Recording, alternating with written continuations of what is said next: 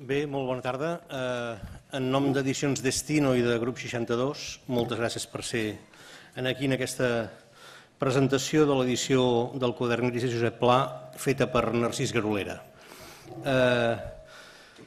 Que un clàssic de les lletres contemporànies, almenys en català, tingui una edició específica nova que la diferenciï de les edicions anteriors que hi ha hagut quan fa relativament poc temps encara de la primera edició del llibre. Aquest és un llibre de l'any 66, és un llibre que amb prou feines té una cinquantena d'anys.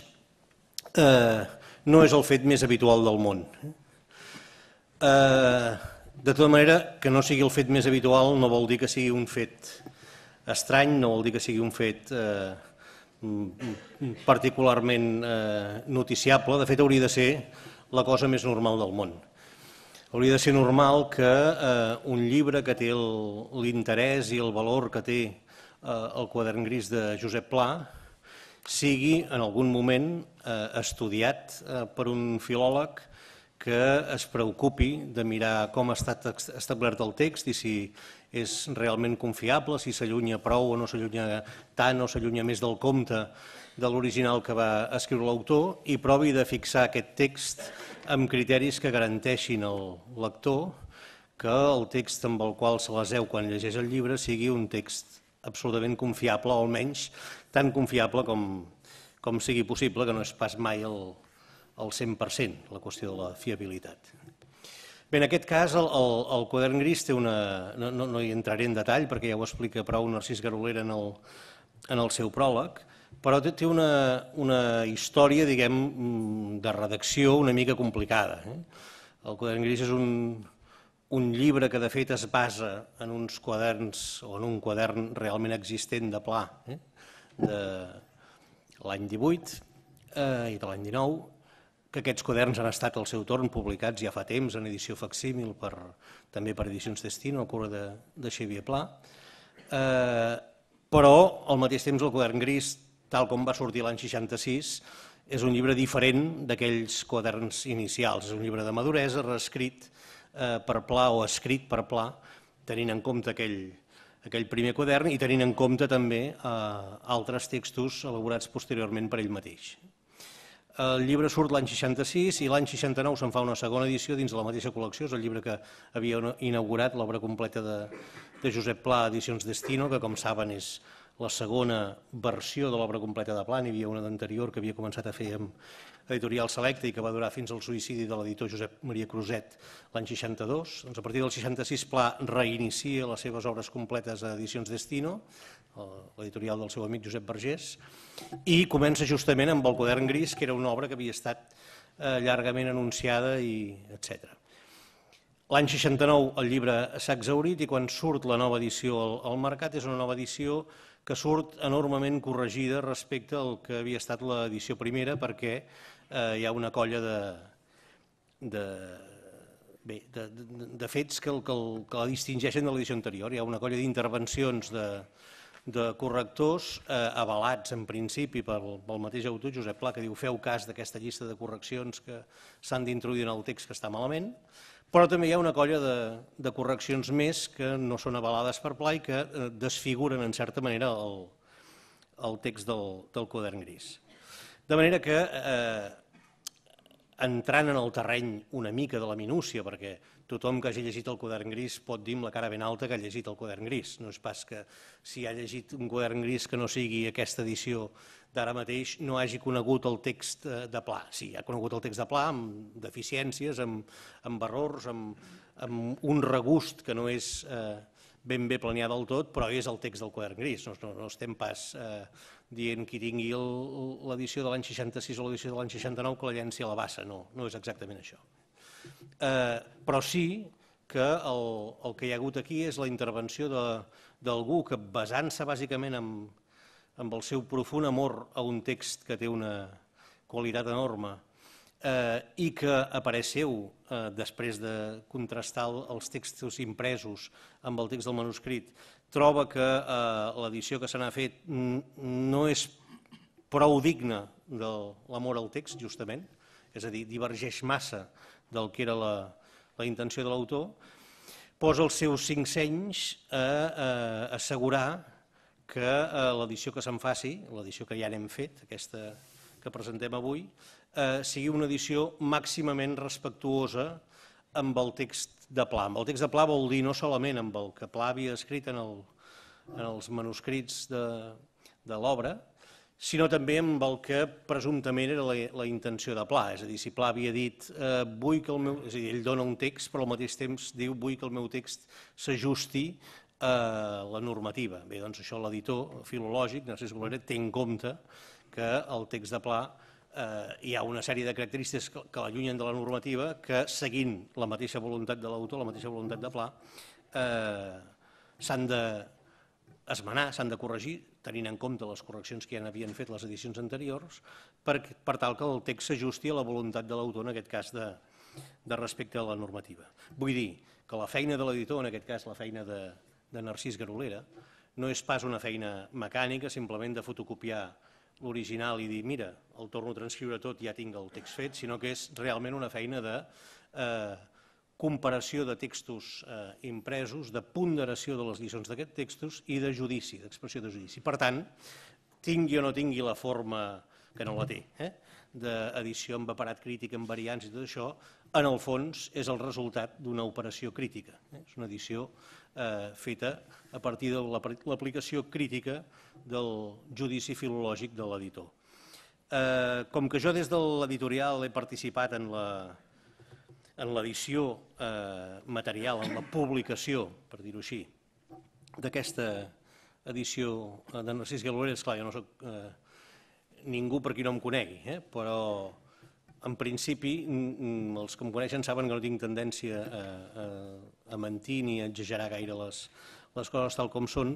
Aquesta és una edició feta, com he dit ja, amb amor pel text, però al mateix temps també amb els 5 sentits posats en la decència, per dir-ho així, filològica, i amb una pulcritud i una minuciositat, exemplars. No hi ha paraula, no hi ha forma verbal, no hi ha coma, no hi ha fins i tot blanc entre paràgrafs que no hagi estat considerat i contrastat amb els originals i amb les lliçons intermèdies que hi ha entre la primera edició i aquesta que presentem avui. Vull dir amb això que desencerts n'hi pot haver sempre, això és absolutament inevitable, i més que desencerts, inclús solucions, diguem-ne, opinables. Això no estem pas parlant d'una ciència exacta en la qual es tracti de fer operacions infal·libles, no. En edició, una coma, un punt i a part, una blanca de més o de menys, molt sovint són opinables. Però el que és segur és que si hi ha una coma, si hi ha un blanc o si hi ha un salt de paràgraf que abans no hi era, no hi és per atzar, no hi és per equivocació, no hi és per descurança, sinó que hi és perquè Narcís Garolera, que és l'editor responsable al 100% d'aquesta edició, ha considerat el cas i li ha semblat que era bo de fer-ho d'aquesta manera o d'aquesta altra.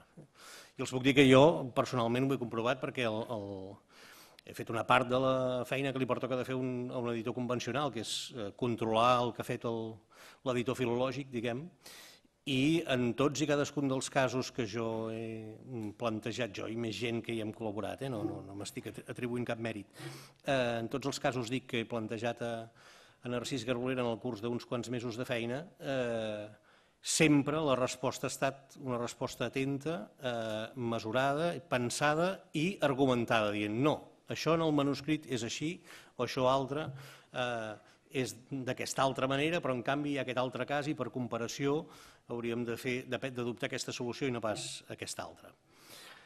Em sembla que el quadern gris no cal lloar-lo en públic, vaja, cal, es pot fer tant com calgui, tal com es vulgui, però no és una necessitat indispensable perquè tothom deu estar més o menys d'acord que és una de les grans obres de la literatura catalana del segle XX, un dels grans monuments de la prosa catalana moderna, i em fa la sensació que no podem sinó rebre amb una grandíssima enhorabona una edició com aquesta, que és estrictament curosa amb el text, escrupulosa en els seus mètodes i maneres de procedir i que, en el fons, l'únic que que pretén, l'únic que vol, és servir-nos de la manera més fidel possible a les intencions de l'autor el text. És a dir, que està fet amb un màxim respecte pel text i amb una mínima, diguem, presència de l'editor. La discreció de l'editor, en aquest cas, també em sembla exemplar. El que vostès llegiran, si llegeixen aquesta edició, és el text de Josep Pla. Narcís Garolera no hi és enlloc, només hi és en la presentació al començament i amb això ja ha fet prou. És una de les grans virtuts que pocs filòlegs, hi ha filòlegs que les tenen, però n'hi ha molts que no la tenen, i em sembla que en el cas de Narcís Garolera, a qui devem tantes edicions també de clàssics moderns de la literatura catalana de Verdaguer Ansà, comptant-hi sobretot molt de Segarra, és una de les característiques que defineixen millor la seva tasca. És una persona absolutament convençuda, absolutament abrandada, si volen, parlant de cara a cara en la defensa de la seva tasca i de la seva feina, però a l'hora de servir els textos és un editor absolutament discret, que vol dir un editor absolutament respectuós amb el text que edita, és a dir, de fet, un editor absolutament favorable a tots nosaltres, que som els lectors del Quadern Gris de Josep Pla. Moltes gràcies. Passo la paraula a Lluís Bonada. Bé, gràcies. Jo m'agradaria fer 2 brindis per celebrar 2 triomfs, 2 operacions felices, reeixides. El primer brindis seria per Palafrugell i per la gent de Palafrugell. Primer, perquè de Palafrugell neix el crit d'alerta sobre l'edició defectuosa del Quadern Gris, la primera edició del 66. Va ser un amic de Pla, lletra ferit, l'autor del llibre de lectura de Josep Pla, que es diu Jordi Pujol i Cufant, i que afortunadament encara el tenim entre nosaltres, i aquí molts de vostès l'enyorareu com a ateneista, que va observar, amb un llapis a la mà, que hi havia, ell en va detectar unes 500 badades, errates, males lectures, sense encara haver vist l'original, només com a lector, coneixedor de la llengua catalana, coneixedor de les persones de Palafrugell de les quals parlava, coneixedor del paisatge de Palafrugell. I amb tot això va establir aquesta llista de 500 errors. Després aquests errors van ser esmenats només en part, se'n van afegir d'altres a la segona edició, la tercera va tornar a partir de la primera i no és fins ara que finalment s'ha fet una edició rigorosa i fidel a la llengua del Pla. Per tant, aquesta operació que neix a Palafrugell, que aconsegueix com a altaveu la col·laboració de biògrafs i periodistes de Pla, entre ells Xavier Febrés, aquesta operació ara és doblement feliç per Palafrugell, primer perquè es pot honorar d'haver contribuït a millorar l'edició i després perquè torna com un favor a Palafrugell perquè, i en paraules d'un lector amic de Pla, gràcies a aquesta edició poden sentir la veu de Pla. Fins a aquells moments era una veu massa distorsionada, massa manipulada, i ara realment no únicament poden llegir Pla, sinó que el poden sentir. I això, per la gent de Palafrugell, evidentment, és molt important. L'altre brindis el faria per la filologia catalana, representada aquí per en Narcís Garolera. La filologia catalana té una història relativament recent, entesa com a stricto sensu la filologia, pel que fa sobretot a la literatura moderna i contemporània. La literatura medieval, la romanística, ja té una altra tradició de tractament de textos i d'estudi de les obres literàries que és molt més reculada i, per tant, acumula una sèrie d'èxits notables. Pel que fa a la filologia de la literatura del segle XIX i XX, ha anat molt més enrederida. Primer, perquè els estudiosos han arribat tard, per raons, com vostès saben, de la prohibició dels estudis de literatura catalana del XIX i XX a la Universitat de Barcelona, i després perquè quan es crea el gremi, que se'n diu alegrement filològic, el que ha fet, potser perquè era necessari, ha estat convertir-se o fer d'historiadors de la literatura.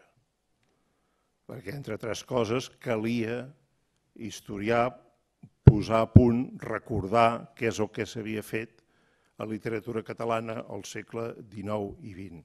I es va deixar de banda dues coses per mi fonamentals. Una, el respecte al text, és a dir, l'edició estrictament filològica del text. L'altra, que és una altra qüestió, que és l'estudi de les fonts.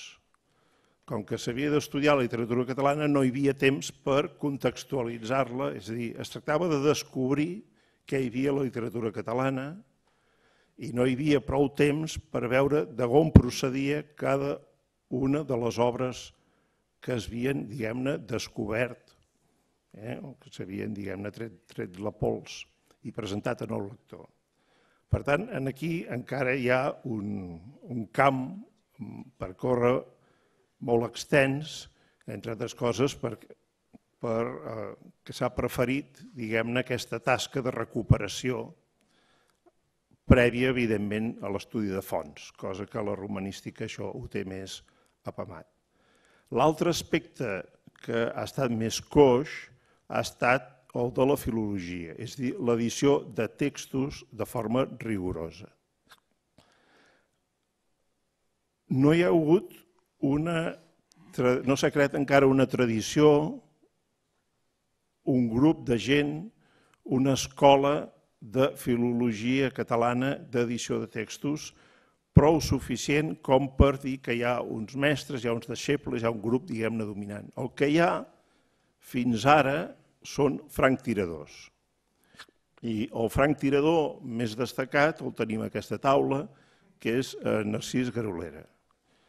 Un franctirador, però, que no badava i que sabia que si havia d'anar sol, havia d'anar, diguem-ne, acomboiat o acreditat per persones importants, perquè després no li poguessin retreure res. Les dues persones que va triar amb molt d'encert perquè no li retreguessin que anava fora d'osques van ser en Martí de Riquer i en Joan Coromines.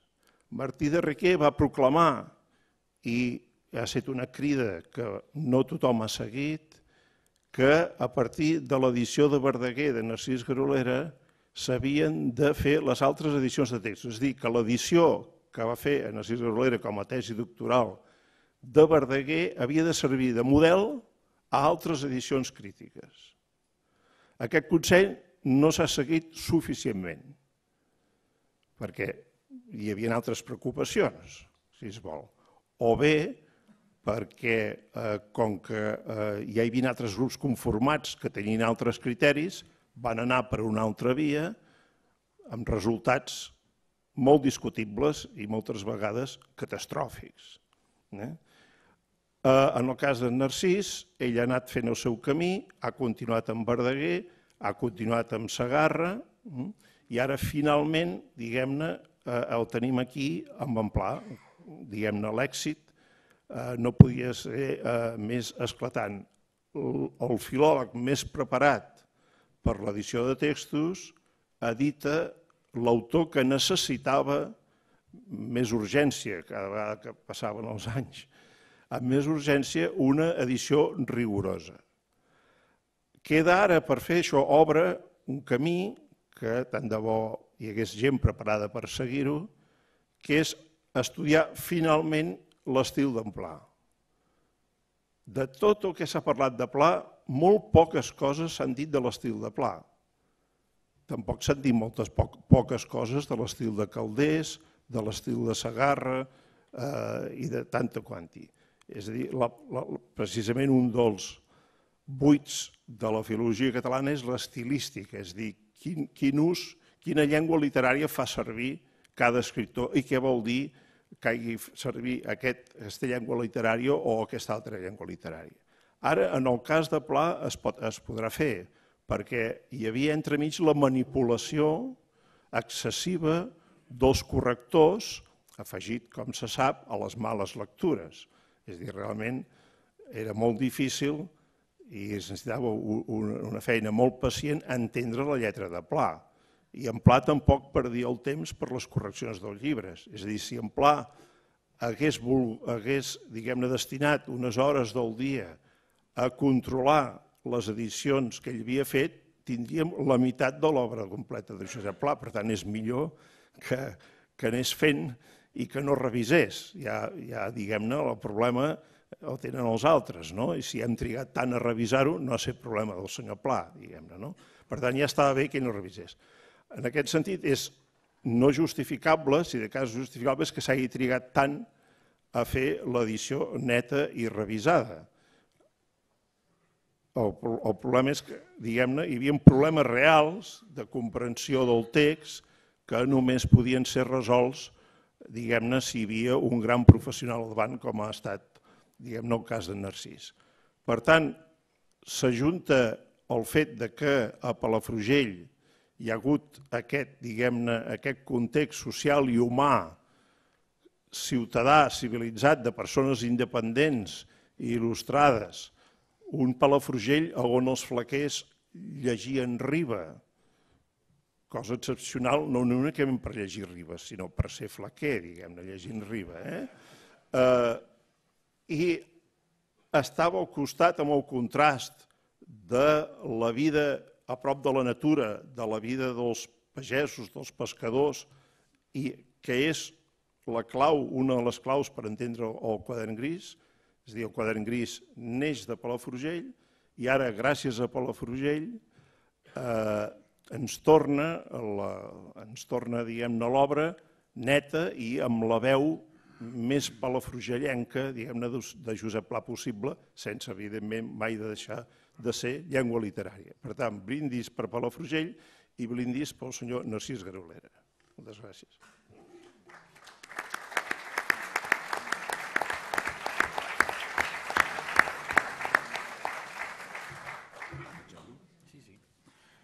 Molt bones tardes, em dic Jordi Gràcia i jo aquí no vinc exactament com a filòleg, probablement, de fet soc filòleg, però filòleg de l'àmbit de filologia espanyola, tot i que òbviament m'he dedicat també a la literatura catalana, com gairebé és indispensable en un lector vocacional i és fàcil de comprendre. Però segurament vinc una mica més per parlar de l'altra edició del quadern gris que també s'ha presentat aquests dies i que és la traducció al castellà que Dionisio Ridruejo i Glòria de Ros van fer al llarg de bastant de temps del quadern gris en la seva primera edició. Però abans d'endinsar-me en les reflexions, que són unes quantes, però seré curt, al propòsit d'això, sí m'agradaria destacar alguns elements del quadern gris tal com el podem llegir ara, que formen part potser de les reclamacions que una democràcia i una Catalunya democràtica es pot permetre fer amb tota llibertat i amb la gosadia de dir aquest text està mal editat i que sovint tenen a veure amb la distància amb la que recordem com era la Catalunya de l'any 66, la del 69, pensant en la segona edició, o la del 75, quan s'edita per l'editorial Destino, setembre del 75, la traducció que Glòria de Ros i Dionisio Ridruejo fan del manuscrit, no, de l'edició en català de la primera, del 66, de Josep Pla. I veureu de seguida per què estic intentant obligar-nos a fer un cert esforç de consciència històrica. La raó és que ara mateix, no la tenim al damunt de la taula, però s'ha publicat en castellà la versió de Ridruejo adaptada a la revisió editorial que Narcís Garolera ha fet del text en català.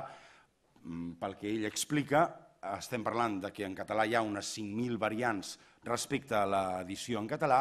En el cas de la traducció castellana, ha sotmès el text de la traducció de Ridruejo i Glòria de Ros aproximadament a unes 3.000 variants lògiques en la mesura en què canviava l'original que havien traduït ells.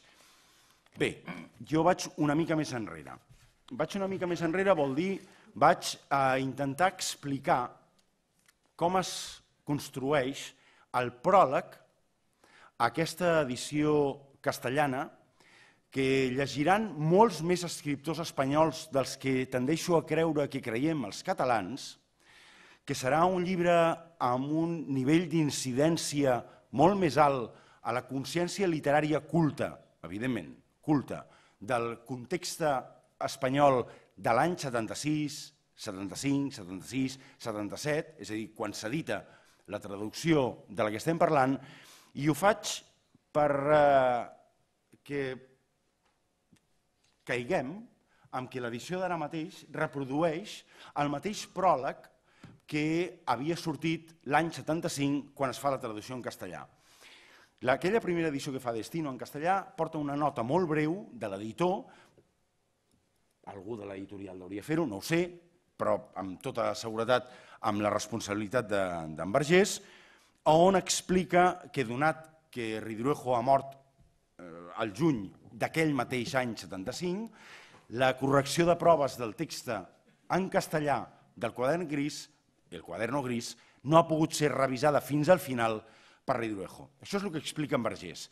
I el pròleg que Ridruejo s'havia compromès a escriure per aquella edició en castellà no ha pogut ser escrit, perquè s'ha mort Ridruejo per un accident coronari que el fulmina al juny d'aquell mateix any, és a dir, 3 mesos abans d'estar enllestida l'edició. Què decideix fer Vergés amb molta intel·ligència tant propagandística com editorial? Fondre 2 articles que Ridruejo havia publicat sobre Josep Pla l'any 73 a la revista Destino, evidentment, quan ja portava bastants mesos esmerçats a la traducció del quadern gris de Pla, que el propi Ridruejo havia llegit probablement al voltant del 69-70, que molt més probablement la Glòria, la seva dona, havia llegit al 66 mateix, era una autèntica lectora addicta de Pla, com ho era Ridruejo en català, com a lector en català, i el que fan a l'editorial és decidir fondre 2 articles de l'any 73 que facin el paper de pròleg del traductor. I aquí és on a mi m'ha agradat rellegir-ho, perquè m'he anat a veure els 2 articles de veritat publicats a Destino per part del Ridruejo i tenen molt poc a veure amb el pròleg que surt l'any 75 i que reprodueix l'edició en castellà ara. No perquè l'edició hagi equivocat el criteri, sinó perquè aquesta edició és la reedició revisada del text literari, però no té per què entrar en el món del prologuista i traductor. Jo sí que ho he fet perquè m'he dedicat durant uns quants anys a veure què passava amb Ridruejo i he vist que el que havia fet Vergés i l'editorial com a tal l'any 75 té molt de sentit, però té molt de sentit per l'any 75, no per ara. Ara ens fa una mica de vergonya. Ara entenem quina mena d'operació va fer Vergés a l'hora de seleccionar, traslladar paràgrafs, suprimir línies, suprimir noms, per aconseguir fer un text prologal pòstum per part de Ridruejo d'un text clàssic català que ja ho era llavors, el quadern gris, i que en la resta d'Espanya, o si més no, el lector en castellà dins de Catalunya i que llegiria aquella traducció de Ridruejo, sentís que allò no era incòmode per la Catalunya i l'Espanya de l'any 75, 76, 77. Primera dada, i molt rellevant, Ridruejo explica amb molta gràcia, amb molta naturalitat, sense cap complexa de culpa, que fa molts i molts anys que coneix Pla. Tants fa que és quan el propi Ridruejo era director general o secretari general, o com es digués llavors, de premsa i propaganda de Falange durant la Guerra Civil, que és quan Ridruejo coneix Pla. I coneix Pla perquè Pla és un periodista del bàndol franquista que està actuant com a uns dels auxiliars de la victòria franquista que arribarà de seguida, gener del 39, a Barcelona. Ridruejo explica això en aquests articles en la mesura en què ha de justificar per què, des de molt jovenet, un tipus de 26, 27 anys, 25, que és de Sòria, del Burgo de Osma, ha decidit que Pla és un autor important. I ho ha decidit l'any 38, 39, 40. Té plena consciència. I ara, l'any 73, a Destino, quan li demanen un article sobre Pla, explica quin és l'origen de la seva fascinació per Pla. Resulta que allà explica que el contacte, evidentment, és de caràcter polític, estem en guerra, estem construint l'Espanya que guanyarà la guerra, per tant, estem en ple franquisme. Tot això que estic explicant, com us podeu imaginar, queda omès en el pròleg de l'edició del 75. Tot això ho diuen els articles del Ridruejo, però no ho diu el pròleg, tot allò ho han tallat. Ridruejo sí explica tot això per justificar la seva vinculació amb Pla, al mateix temps que intenta explicar quin és el nivell de complicitat que troba Ridruejo que ell té amb Pla i quin nivell de fecunditat, de pedagogia civil, d'utilitat pràctica pot tenir per la resta d'espanyols llegir Pla. I ho pot dir perquè és una experiència autobiogràfica. Pla és un ingredient crucial per reconduir la moralitat ideològica, política i civil de Ridruejo cap a un altre lloc. Per tant, no només se sent legitimat, se sent obligat a explicar per què ha traduït el Quadern Gris. Això no surt en el pròleg. Però és que tampoc surt una altra cosa molt més rellevant encara. I ho van tallar en plena consciència.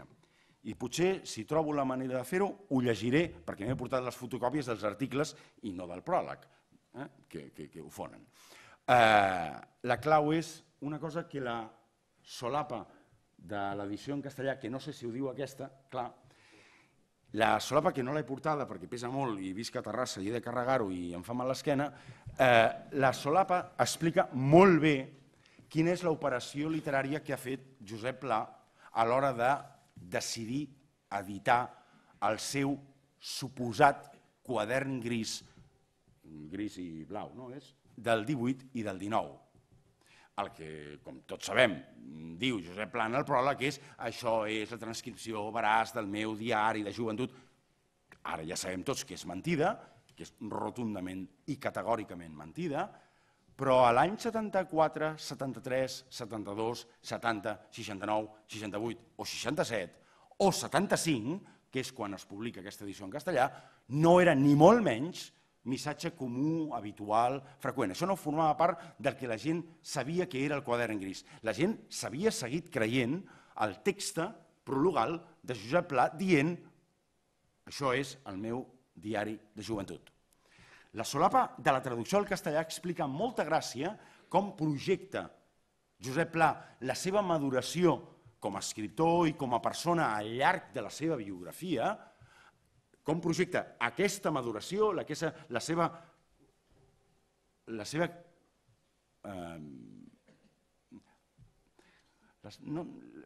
seva alçada com a persona al llarg dels anys, i els anys vol dir 30, 40, 50, pràcticament fins als 60, quan entrega el manuscrit, projecta tot aquest aprenentatge en el diari, les anotacions reals, que coneixem pel que ha recordat el Jordi Cornudella fa un moment, del facsímil que ara coneixem dels seus quaderns. Això és el que diu aquesta solapa.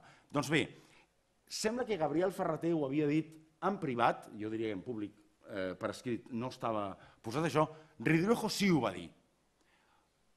Per què? Ai, anava a dir un taco. Ho va dir perquè coneixia a Pla des de molts anys enrere i perquè aquella amistat que van començar durant la guerra no es va aturar, perquè Ridruejo va estiuejar des del 51 fins al 61, que ha d'anar a l'exili a França durant 2 anys i després ja canvia el seu estiueig, veu a Pla molt sovint, i el veu amb Jaume Vicens Vives, el veu amb amics, el veu amb l'Hurtado, quan Hurtado ja ha tornat a l'exili, etc. Per tant, està molt ben informat del que fa Pla, perquè el va visitar, perquè el parla, perquè explica... Tot això ho estic explicant jo perquè ho diu els articles que va publicar Ridruejo el 73, no perquè ho digui el pròleg de l'edició en castellà, que tot això ho treuen. Òbviament perquè el 75 no convenia recordar tot això que estic recordant ara amb perfecta naturalitat, que és com podem fer-ho el 2013, però no el 75. La clau, Ridruejo tenia totes les dades per saber que el projecte literari del Quadern Gris era el resultat de tota una biografia literària i podia saber realment allò que explica en aquest article i que el pròleg no diu, perquè ho treu en vergés, perquè li desmunta el negoci d'acord amb el pròleg del propi Pla, que el Pla diu que és el text juvenil, és un libro, diu Ridruejo, inaudito, vivido, pensado, redactado en boceto en la época de mayor receptividad en la juventud y cribado, enriquecido, reescrito en la época de mayor dominio, en el arranque de la senectud.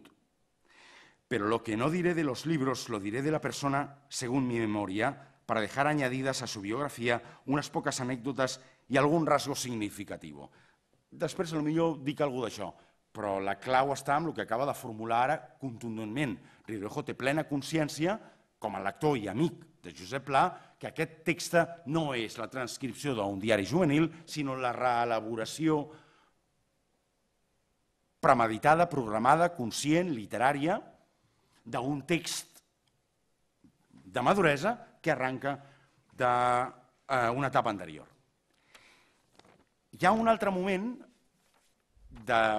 seleccionat, tallat, que no podem trobar en el pròleg, que té a veure amb una caracterització de Josep Pla i de les relacions amb el Ridruejo. Això s'entén. Jo també entenc que l'editor digués, home, i el lector del Quadern Gris per què ha d'estar interessat en les relacions personals del Ridruejo i no sé què. Potser hagués estat bé recordar el tipus de reserva, de distància, d'actitud humiliant que Pla va tenir amb Ridruejo quan Ridruejo era un jove jerarca de Falange l'any 39, 40 i 41, li deia Don Dionisio, i el Dionisio mateix diu con toda la retranca del mundo, és a dir, sense cap mena de respecte, evidentment, i com aquesta relació va canviant al llarg dels anys, i com Pla va canviant la relació amb Ridruejo perquè va entenent que el propi Ridruejo, sobretot, ha anat canviant. Però al marge d'aquesta consideració sobre si era oportú o no, em sembla que pot ser útil recordar també un dels diagnòstics que Ridruejo ha fet en aquests articles i que tampoc recollirà el pròleg. Diu, Dionisio ha anat a veure, com era sovint l'any 70, l'any 71, 72, ha anat a veure a Pla al Mas Llofriu y diu, y viviendo allí solo, se me quejó. Cuando la encontré en la fiesta de atardecida en Llafranc a su hermana Rosa, perquè el Ridruejo ha anat a casa del Hurtado. Solo del todo no vive. En la planta baja habitan los medieros que han sustituido por un tractor los carros y tartanas que aún se veían allí hace pocos años. Pero en lo esencial, sí. Pla vive solo. Vive como quiere. Desde hace muchos años ha comprendido y practicado que el ascetismo es el precio de la independencia. Este teórico de la parasitología del escritor es el tipo más libre y rebelde que queda entre nosotros. Cuando hizo el infarto, este hacerlo todo del catalán, qué trabajos me está dando en la traducción, parecía que las cosas iban a cambiar, pero Pla, el pesimista antropológico cruzado de iluso sensitivo, ha decretado la propia longevidad a cuerpo limpio y la logrará. Me decía Vergés, preocupado por su obstinada indisciplina de enfermo tramposo, sí, vivirá hasta los 85 y esa será la más gigantesca boutade que Pla haya producido en su vida, ojalá sea y podamos verlo. He volgut llegir més extensament el text perquè transmet molt clarament la fraternitat, l'amistat, la proximitat amb la que Ridruejo tracta a Pla, però ho he volgut fer també per entendre per què l'any 75 havia de suprimir-se aquest fragment.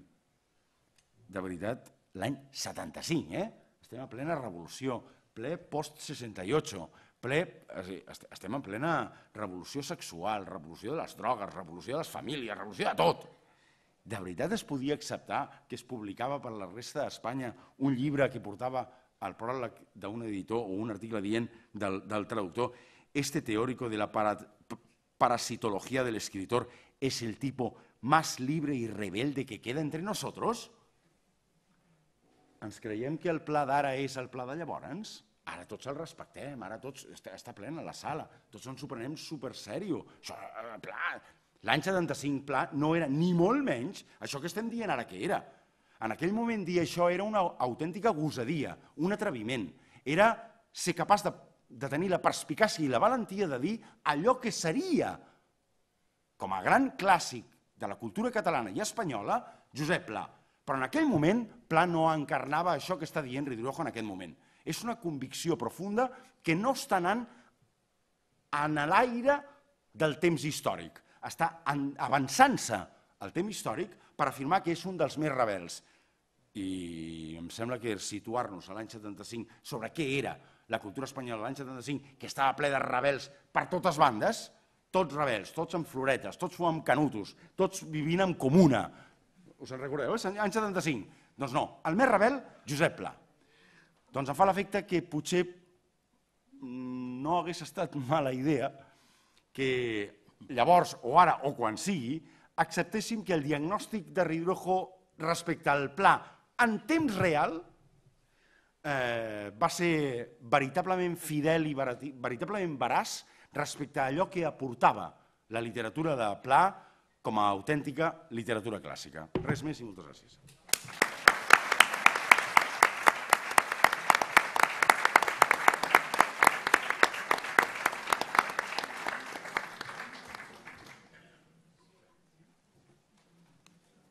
Primer de tot, gràcies als que m'han precedit, els hi repetiré els agraïments al final, però haig d'excusar, perquè no ho hem dit al començament, l'absència del representant de l'editorial Destino Planeta, és a dir, l'editorial que ha publicat la traducció castellana, que ara comentava l'amic Gràcia, Emili Rosales, aquesta tarda m'ha trucat i tenia una urgència per motius familiars greu. I no ha pogut ser aquí, l'he d'excusar, i també potser per això no tenim un exemplar d'aquesta traducció que ara ell comentava. Segurament, una prèvia, molts d'aquí em coneixeu, a molts us he convidat a venir, no nego que per mi avui és un dia destacat de la vida, important. Aquesta aventura té 7 anys i per tant avui es tanca una aventura que va començar potser primer a Palafrugell però després a Barcelona mateix l'any 2005.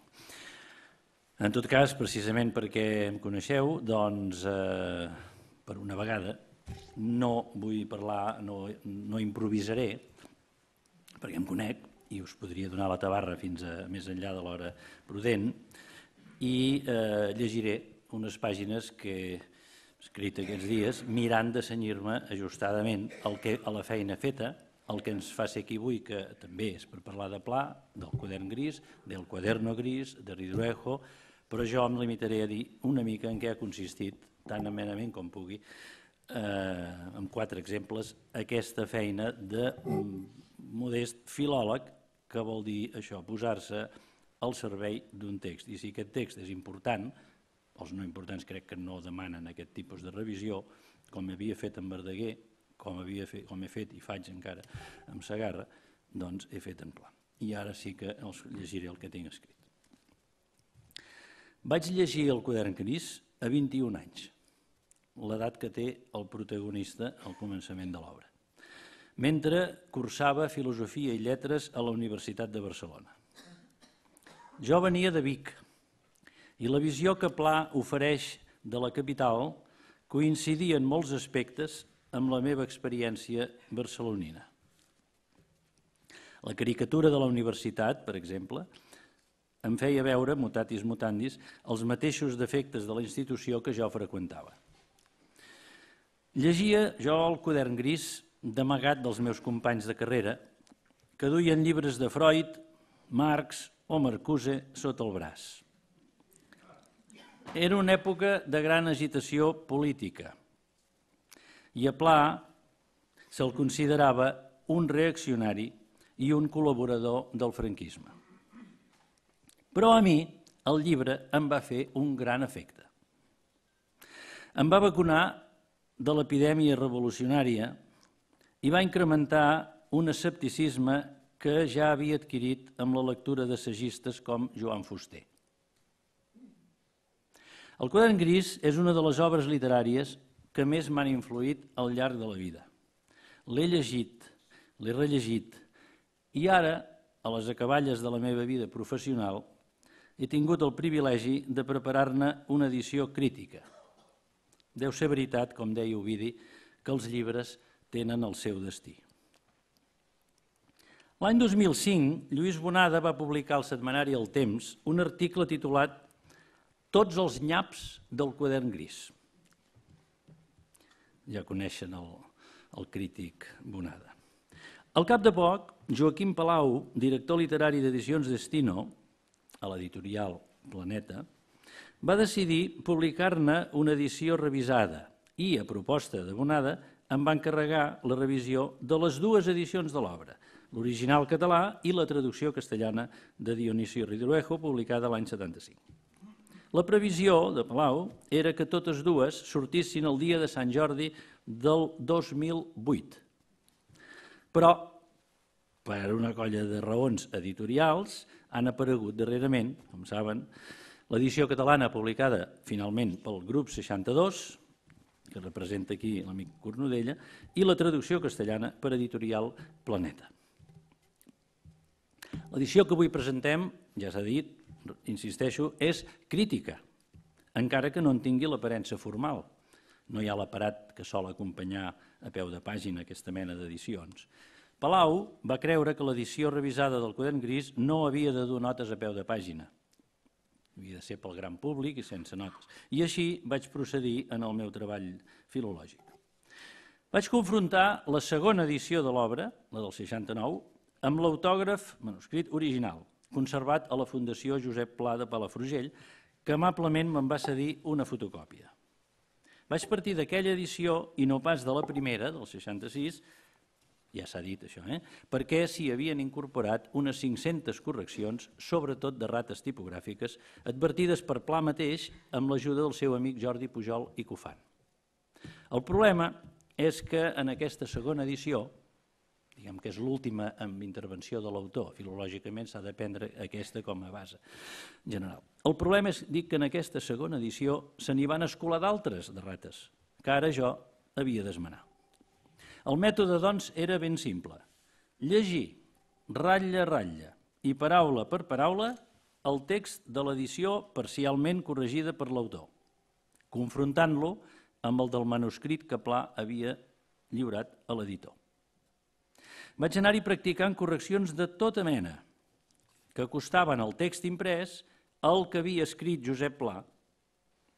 Els detallaré unes quantes d'aquestes esmenes que els faran veure l'abast de la revisió. En primer lloc, vaig restablir les grafies tradicionals dels noms de persona, normalitzades, entre cometes, o excessivament normalitzades pel corrector. El senyor Borrelleres, president de la penya gran de l'Ateneu, en va, és a dir, deixar el nom Borrelleres amb aquesta A final, li canviaven en una E, o sigui, li normalitzaven excessivament, i més aquella època. Feliu Elias, també en va, Maseres, Creixells, així, sense ortografiar-lo bé, Creixells, sense la I, vull dir. Manyer, amb la enya castellana, sense R's, etc. Rossinyol, imaginin-se, Rossinyol. a posar-li Rossinyol en forma amb om, besses, NY, etc. No, jo deixo, crec que encara hem de fer en Rossinyol amb una S sola i amb enya castellana. Inglada, el pintor Inglada, amb Y. La tenia ell, el cognom, i signava o firmava els quadros així. Una interessant, vaig restablir el cognom del periodista, i això va ser en proves, que m'havia passat en la primera etapa, vaig restablir el cognom del periodista Albert Llanes, el que quan es moria es va despedir d'ell mateix, no? Passi-ho bé, senyor Llanes. Doncs humorista, sí home, Llanes, que dirigia un tros de paper, una revista. Bé, el periodista Albert Llanes, i va sortir que l'edició havia passat a ser, van llegir malament la L inicial, van normalitzar al final, etc. I surt com a Albert Planes. El senyor Albert Planes en ve, a més Planes. I em va costar, em va passar per alt, va ser en proves que encara vaig mirant el manuscrit una altra vegada, veig Llanes. També vaig corregir les formes d'alguns topònims, de noms de lloc, adaptant-los a la normativa actual, esclar, 50 anys després pràcticament. El poble de Campmany a mi m'està molt bé, Campmany, i Coromines també ho dona per bo, Campmany, com ho escriu pla i surt publicat, però avui normativament és preferible Campmany, en fi, podíem respectar amb la M inicial etimològica, però en fi, poso Campmany normativament. Gran Via, Junt, Portbó, Cala de Gens, no de gens, de persones amb T, sinó sense T.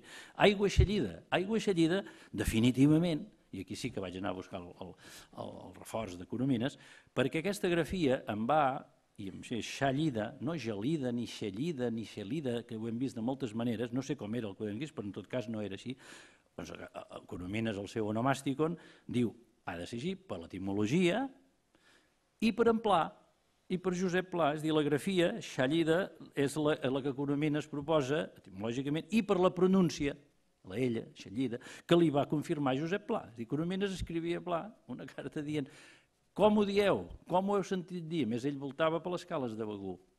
Aigua Xallida. Coromines afegeix, diu que hi ha algun salt d'aigua.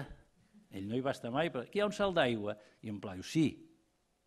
Ja està, només pot ser això, Xallida, que ve del llatí aqua salita, és a dir, sallent, caiguda d'aigua. Per tant, senyor Coromines, operant, Carles Duarte sap com ho feia, per carta pressuposant que era aqua salita, i ja està. Això palatalitza en català i dona aigua xallida. Perdó que els filòlegs ja ens anem a explicar més del conte. Però ja està, quan vegin aigua xallida escrit d'una altra manera, pensin que no és la canònica.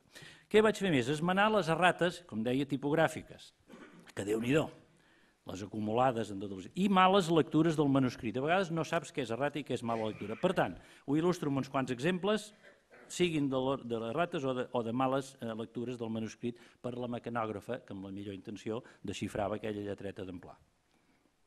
El pseudònim del dibuixant Feliu Elias, que he citat abans, APA, firmava APA, quan dibuixava. Doncs figurava aquest pseudònim en l'edició com a... no s'ho creuran, no s'ho creuran. Anem! Que no es pot creure? Els certifico que l'edició diu anem imprès, però és APA. Què va passar aquí? No ho sabem, ja m'agradaria saber per què. Qui i per què? S'acabava, una cosa s'acabava, doncs es va transformant s'aixecava. I la frase deu quedar... Barcengàs és una paraula estranya que he trobat només escrita per en Pla. No surt de cap diccionari, ni Coromines, ni ningú, ni a Aclarit, ni a Palafrugell, ni a Cadaqués, ni enlloc d'on la treu en Pla. Barcengàs. Potser es diu normalment, però l'usa ell més sovint. Ara, Barcengàs, ximple, beneit, Barcengàs apareix escrit, no saben llegir bé allò, és molt fàcil, és molt normal. La N el llegeixen una U, l'accent a la A és petit, no es veu, però això passa moltes vegades. I el pobre corrector o la mecanògrafa, qui sigui, suposo la mecanògrafa escriu i finalment surt publicat. És a dir, Barceugues, la A passa a ser una E, Barceugues i al final surt Bersaeugues, tot junt, Bersaeugues, que avui és registrat al diccionari, o la base de dades, perdó, de l'Institut d'Estudis Catalans. És a dir, és un mot autènticament, és un ghost word, un mot fantasma. No ha existit mai en català cap Bersaeugues. Bé, captivada havia passat a llegir capturada, potser té una certa relació. Ara, la intimitat, que Pla considera única, parla de la intimitat, que la considera una cosa única, s'havia tornat, la U, ja ho veuen, no? Cínica. Però en Pla deia única. Que fos cínic pla és un altre tema, però la intimitat era única. Una corda passava a ser una corba, també. Una dona, no riguin ara ni hi ha mala intenció, una dona es convertia en una cosa. Ja sabia que riurien. Certes influències, lectures, etc., digerides, diu Pla Alerta, digerides, païdes, digerides, doncs passaven a ser dirigides. I ara aquesta és bona, però s'explica molt bé. 80.000 duros que deixa algú, 80.000 duros, una herència, es reduïen a 10.000 duros. No és que s'hi apliqués l'euro ni coses d'aquestes, sinó que 80 és molt senzill. El número 8, Pla el feia molt esprimatxat i van llegir un 1, simplement. Per això passa molt. En Verdaguer, aquells uns panxuts, llegien 5, i posa a París 5 de juny. 5 de juny, i diu, ahir acabava el mes de Maria, home, doncs és 1 de juny, però això passa molt. Sí, home, alguna alegria hem de tenir els filòlegs que ens hi passem estones. Una cotilla enravenada havia passat a ser enrabassada. Una monja enclaustrada s'havia transformat en una monja justament exclaustrada. Ve d'una lletra, però és molt important, oi? Ser dins o ser fora. L'esquena, etc., s'havia llegit esquema. Res, una lletra també. Totalment s'havia transmudat per lectura fatalment. El vidre fos havia passat a ser fosc. Els cabells llisos s'havien convertit en cabells grisos. I una que he trobat amb altres, en Verdaguer havia trobat, la humitat, no sé per què, però la humitat sempre acaba cedint el lloc a la humanitat. La humanitat d'un paisatge. Alerta que llavors ja és perillós perquè Pla això ho pot arribar a escriure, la humanitat d'un paisatge. No, és la humitat. Ara aquesta de la Universitat de Barcelona. L'aula impersonal de la universitat havia passat a ser impressionant. No. Els ruralistes, quan Pla parla d'en Girbal Jaume i d'altres que defensen, els ruralistes, evidentment que eren escriptors, els ruralistes van ser transformats en un genèric novel·listes. Novel·listes.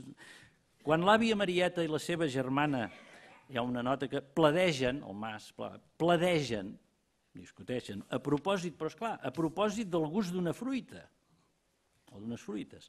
Què surt imprès? Paladegen.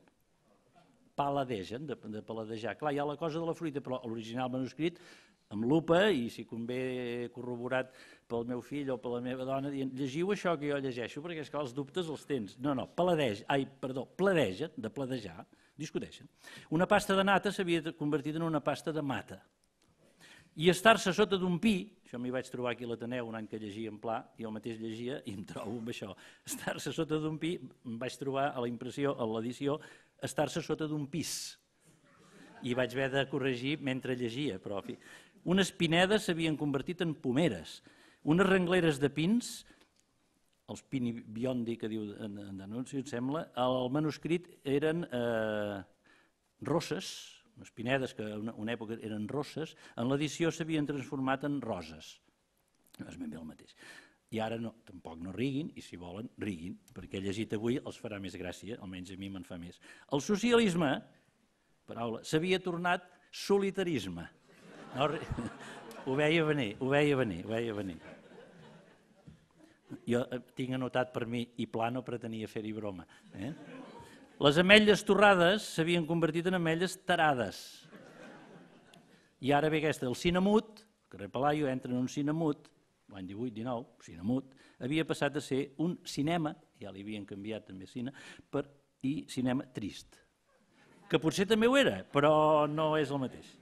Vaig restituir unes quantes ratlles, una dotzena, que la mecanògrafa o el linotipista s'havien saltat. A més de les ratlles saltades, per tant faltava text, vaig recuperar també els títols d'algunes anotacions del dietari que havien estat suprimits a l'edició. Per exemple, hi havia una nota que diu dia tal, els dies són falsos, ja ho saben que és un dietari que és fals, és literari. Posava una data, a sota hi tenia potser un article o una cosa escrita, per exemple, una que deia Josep Carner.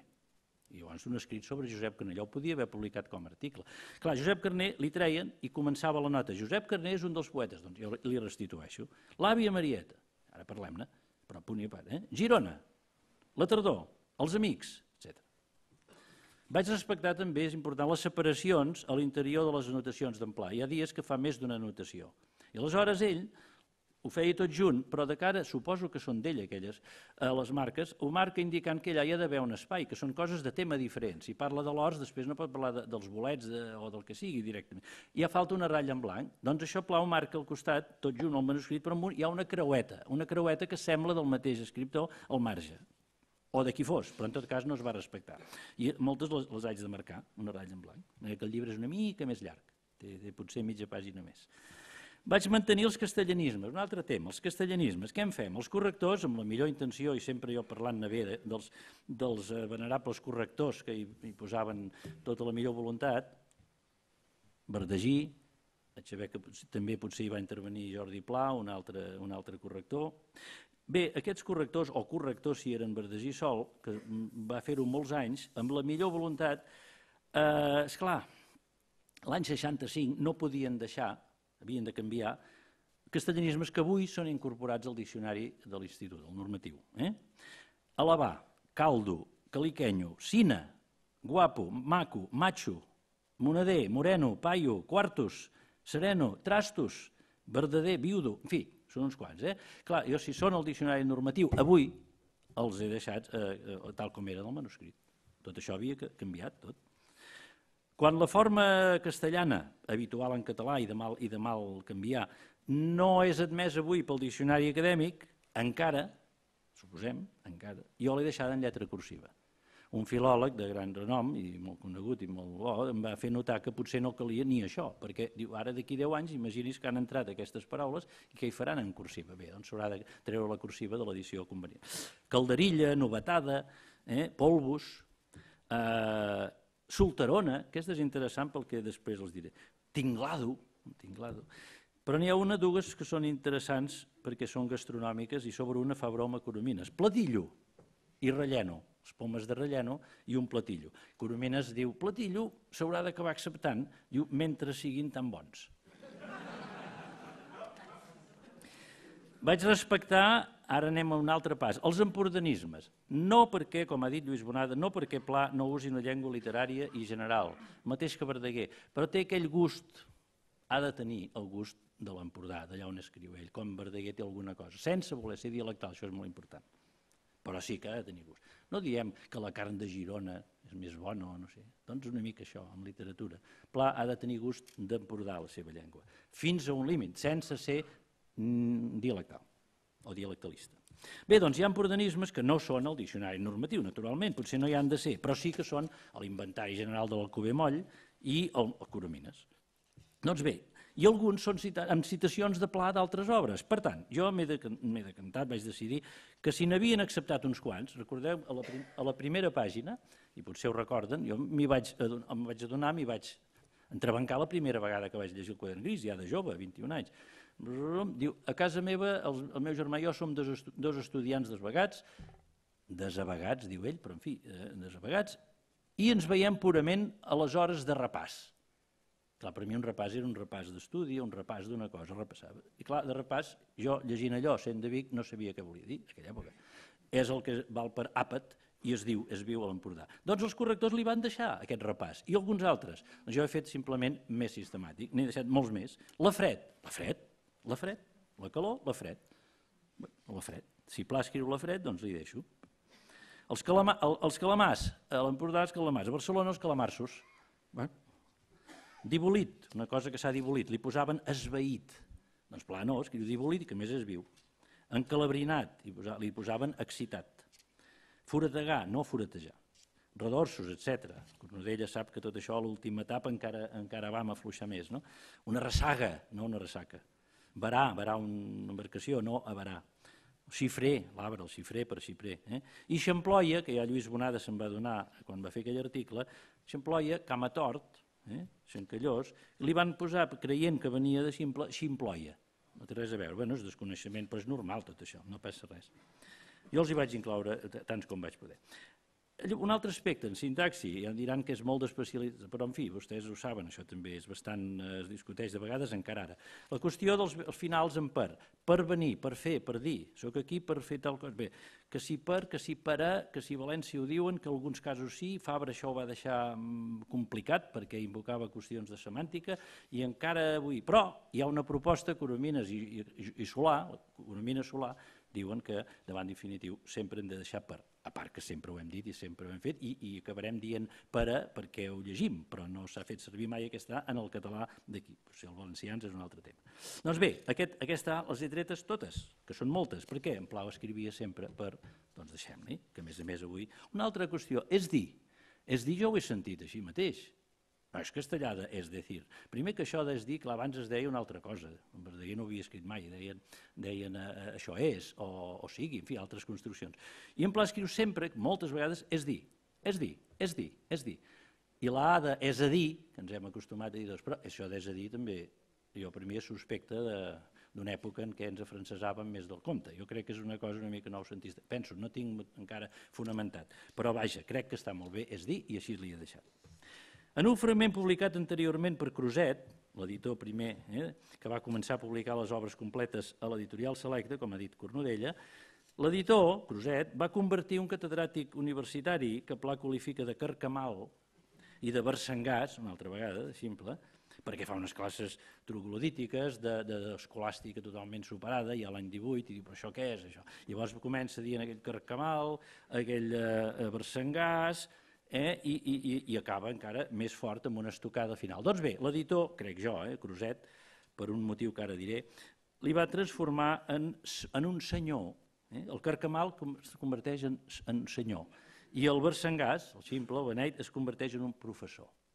I no cal que els digui que les delirants explicacions final, que dius explicacions, en Pla havia escrit per rematar-ho ja finalment, carcamal, versengàs, i acaba fort, aquelles delirants collonades, que és l'única vegada que surt el mot en tot el quadern gris, tant que la gent es pensa que és una paraula d'en Pla. No, i fins i tot jo podia treure-la, em sembla que la traducció Ridruejo finalment hi vaig deixar tonteries o una cosa així, perquè ell també posava explicacions, naturalment. Clar, què posa? Doncs bé, jo hi he deixat les collonades. I encara anant una mica més enllà, que aquesta qüestió... no he dit per què. El senyor Creuset, ho he sabut per un seu nebot, que potser és aquí, i va tenir Sebastià Borràs, em va tenir el detall d'explicar-m'ho. Creuset era parent d'un fill d'aquest catedràtic. Som humans, oi? L'olor de merda del fum dels cigars dels tertulians de l'Ateneu, a la penya, es transforma en l'edició en una falairosa olor de menta. Què va motivar aquest canvi d'olor? Una mala lectura del manuscrit? Jo vaig anar a trobar la meva dona, els meus fills, dient, llegiu això que jo llegeixo? I tant, ben clar, només diu el que acabo de dir. Què va motivar? Una mala lectura o la resistència a publicar una paraula malsonant, com les collonades que he dit anteriorment. Per què el corrector o l'editor no la transcrivia amb els habituals punts suspensius, per exemple? M punts suspensius, s'ha fet molt. Doncs no, es va anar més enllà i la pudor de tabac cremat era olor de menta. Jo he restituït, naturalment, la paraula que havia escrit el poc convencional Josep Pla.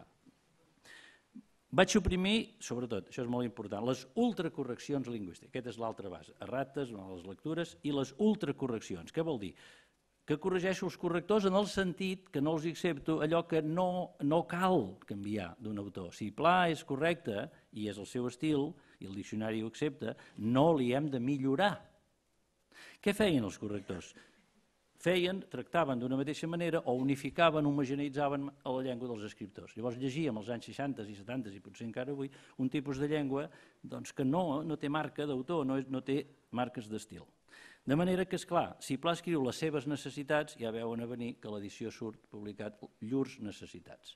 I això no pot ser de Pla de cap manera, per una idea general de la llengua. Si Pla escriu de si mateix, li posen d'un mateix. Fins i tot del carrer estant, que molts correctors ja els agrada, que dius, bueno, doncs li canvien per des del carrer. Jo ni ho entenc, el criteri, hauria de ser l'invers. Lletjos i rojos passen a ser lleig i roig. Bé, sí, ho escrivim encara ara, però no és lletjos i rojos. La construcció ben correcta, i Verdaguer la defensava amb en Rovira, a pesar de, és substituïda en l'edició per un llibresc, encara avui a mi, perquè ni Coromines no en parla, no té entrada, malgrat. Aquest malgrat que s'ha imposat, tothom ho diu. Però si busquen el diccionari, Coromines no busquin malgrat, no ho trobaran. Trobaran grat i a dins a desgrat, etc. I aquest malgrat és més fàcilment un calc del francès o alguna cosa així. Estava asseguda? Bé, estava asseguda, doncs passa innecessàriament a era asseguda, aquests usos del ser forçats. En vocabulari, els que vulguin. Esplà escriu ens deixàrem i li posen ens acomiadàrem. Malament. S'adreça a mi, i havia escrit es dirigeix a mi. L'ànsia es torna angúnia. Unes velles andròmines substitueixen uns correctíssims trastos vells. Fins i tot en canvi. Trastos vells? En unes golfes, no? Asa desplaça burro. L'avenir supleix el correcte futur. Futur? Ara, les bales de vidre de joc es transformen en bales de cristall, com si fossin de Bohèmia. L'habitual dentífric, els correctors el canvien per dentifrici. Això als anys 60, era així, era així. El corrector creia que dur o duia un casquet, un senyor duia un casquet, era més genuí que portava un casquet. No, depèn, hi ha llocs que es fa servir dur i el de portar i tots dos són sinònims. S'enduia, naturalment, es preferia a s'emportava. Un xivarri enorme passava a ser descomunal. I jo crec que això no és de Pla, no crec que ho revisés Pla, enorme per descomunal. Els escalfapanxes substituïen les xemeneies. Un registre, en un lloc, un registre es convertia en un escorcoll. Ja sé que avui sentim per televisió i per ràdio ens imposaran escorcoll, però sempre n'hem dit registre, i és correcte. El corrector preferia una ferida a una llaga. Una plaga de Pla es convertia en un flagell. Els gavians, els ocells, denominació empordanesa d'aquests ocells, passaven a ser gavinots. No gavines, gavinots. Ho han sentit mai? Els mistos, naturalment, es convertien en llumins. L'adjectiu habitual i correctíssim fondo es transformava en profund. I el correcte rústic, de camp, rústic, es torna erròniament, i també li feien a Verdaguer i altres he vist, rústec, que és una altra cosa. Rústec, és diferent, de tacte, és diferent. A veure, la locució a veure, doncs semblava poc genuïna el corrector i la canviava en vejam. A cegues la transformaven en a ulls clucs. Clar, tot això millora una llengua, però no cal fer-ho. A primera vista, què passa? A primera vista, sospecta de poc catalana, també li converteixen en a primer cop d'ull. Clar, llavors, si algú cita, hi ha gramàtics que després citen això, primer cop d'ull, i diuen, en Pla escrivia, això m'ho he vist molt, invocar que Pla escriu, fa servir per a... No, Pla no, Pla no. Com a màxim passa a ser a tot estirar. I lentament, aquesta no l'entenc jo, és substituït per a poc. Lentament, quin problema té? L'habitual expressió, que encara avui diem, no faltaria més, apareix a l'edició substituïda per la llibresca no caldria si no. El dia que a televisió sentim no caldria si no, jo ja canviaré d'emissora. Treure l'aigua clara, esgarrifin-se, es canvia per treure l'entrellat, que està molt bé, però sí, treure l'aigua clara, on és el problema? Els canvis d'ordre. La mare solia portar-me, doncs la mare em solia portar, un tic de corrector. I ara en venen dos, i acabo amb això, acabo. Jo, a Quim, Borrelleres de l'Ateneu, jo, a Quim, el conec molt poc, escriu Pla, amb l'ordre aquest lògic en català. Jo, a Quim, el conec poc. Clar, el corrector ja veu una A davant de Quim, que és complement directe, ja me les sé aquestes coses, passaven, és així. I li transformen, jo conec Quim molt poc. Enxafat tota la frase, restituint a un ordre logicista per ser més fabrians, però aquest és un aspecte que això en català no va. En aquest cas dic, hi ha un altre. A Goethe se'l pot admirar, jo crec que sí que té raó de Pla de dir-ho, a Goethe se'l pot admirar, però, esclar, també hi ha una A davant del admirar. Total, que li posen Goethe pot ésser admirat, per acabar-ho d'adobar. Clar, en aquest darrer cas, sobretot, el corrector desvirtua la sintaxi de Pla, que és més acostada a la parlada, però sobretot transforma una construcció impersonal, se'l pot admirar, normal i correcta en català, en una passiva estranya al geni de la llengua, que nosaltres, en anglès, sí, però alerta. allò de no serem moguts, sempre he pensat que es havia d'haver traduït no ens mourà ningú.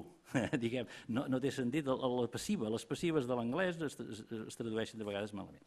Bé, acabo. La revisió del quadern gris es va concretar, ja s'ha dit, en més de 5.000 correccions de tot tipus. Tampoc són tantes, són 6 o 7 per pàgina. Sí, però tampoc, és a dir, no llegiran un llibre diferent. Home, algunes ratlles saltades sempre donen més informació, però vaja, són d'aquest tipus que han vist. És com la restauració d'un quadre, no el de Borja, vull dir, altres quadres, que no es noti tant la intervenció del restaurador. Doncs que aquestes correccions milloren notablement el text de les edicions anteriors, totes, i l'acosten al manuscrit original, com ja s'ha dit. Enllestida aquesta revisió del text català, vaig aplicar bona part de les correccions, les necessàries només, al de la traducció castellana. Per això en van quedar només unes 3.000. Doncs tot això del cine triste, li vaig haver de posar cine mudo. La vieja senyora, que era traducció, el Ridruejo, pobre, tenia davant el català que deia una vella senyora. Per què? Perquè en Pla havia escrit una solterona i els correctors, no, solterona no, que és? Posa una vella senyora. Què fa Ridruejo? Una vieja senyora. No, jo hi torno al castellà, la solterona, justament en castellà. En Pla va escriure silló, un exemple últim, un silló a l'Ateneu, silló, i alterna no sé si en butaca o en poltrona, però hi ha un moment que posa el silló, que no és acceptat. Què va fer el corrector? Li va posar seient. I què fa Ridruejo? Asiento. Doncs jo que hi torno, sillón, clar, tornem a lligar caps. Ara, doncs, el lector es pot acostar al llibre més important de Josep Pla amb la seguretat que té al davant un text respectuós amb la voluntat, em sembla a mi, de l'escriptor. Vull donar les gràcies a l'Ateneu barcelonès, el seu president aquí davant, per acollir la presentació d'aquest llibre. A Lluís Bonada i Jordi Gràcia, col·legues i amics, pels comentaris que han fet sobre l'obra de Josep Pla, per les amables paraules que han dedicat a l'edició que presentem. A Jordi Nodella, representant de l'editorial, per la seva presència en aquest acte i per l'ajuda que n'he rebut en la decisiva etapa de correcció de proves. I a vostès, gràcies per la seva assistència.